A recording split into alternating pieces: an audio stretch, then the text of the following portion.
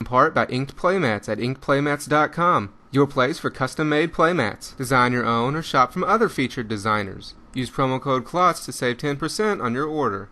Inked Playmats, your game, your style.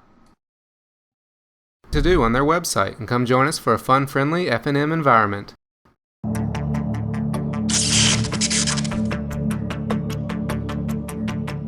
Hello everybody, and welcome back to another Magic the Gathering gameplay. For this match we have Kyle playing Wolf Run Ramp, and he's going up against Greg playing Blue-Black Pike. Kyle led the game off on the play and started off with a Copper Lion Gorge. Greg then laid down an island and used to cast a Ponder. He chose to rearrange the cards on the top and then draw one. For Kyle's second turn, he laid down another Copper Lion Gorge and passed, and then Greg laid down a Darkslick Shores and passed it back. Kyle then laid down a mountain, and then at the end of his turn, Greg put a snapcaster Mage into play. However, Kyle killed it with a galvanic blast. Greg played a drowned catacomb, and then Kyle played a Kessid Wolf Run. Greg then laid down a swamp and then followed it up by resolving a reassembling skeleton, and then on Kyle's next turn he put a Sphere of the Suns into play. Then at the end of the turn, Greg used an Altar's Reap to sacrifice his skeleton and draw 2 cards. He then played a second skeleton on his turn, and then Kyle played a second Sphere of the Suns. Then at the end of Kyle's turn, Greg used a Forbidden Alchemy to dig for some more cards. Then on his turn, he played another Ponder and chose to rearrange the cards again. He then followed it up by paying 2 life going down to 18 in order to cast a Gitaxian probe. He took a look at Kyle's hand and then drew his card. He then attacked with his skeleton, taking Kyle down to 19. Kyle then attempted to resolve a Worm Coil Engine, however Greg stopped it with a mana leak. Then at the end of the turn, Greg brought his other skeleton back into play. He then attacked with both his skeletons, taking Kyle down to 17.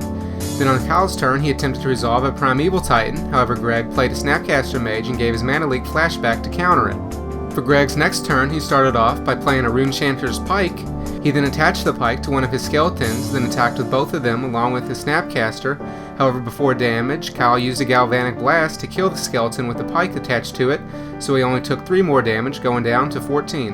And then on his turn, he played an Inferno Titan and killed both of Greg's creatures and also did 1 damage to him, taking him to 17. However, Greg played a Liliana of the Veil and forced him to sacrifice the Titan. That was okay for Kyle though, because he had a second Inferno Titan, which he played and used to kill the Liliana. Then at the end of the turn, Greg brought one of his skeletons back into play, however Kyle killed that as well with another Galvanic Blast. Greg killed the Titan this time with the Doom Blade, and then at the end of Kyle's next turn, Greg brought both his skeletons back. He then equipped one of the skeletons with his Pike again and then attacked for 8 damage, taking Kyle down to 6. Kyle put a Ninkmoth Nexus into play on his next turn, and then when Greg attacked again, Kyle animated the Nexus. However, before it could block, Greg used a Dismember to kill the Nexus, so that allowed his skeletons to get in for lethal and give him the win, taking them to game 2. So that'll be it for this video. I hope you all enjoyed it.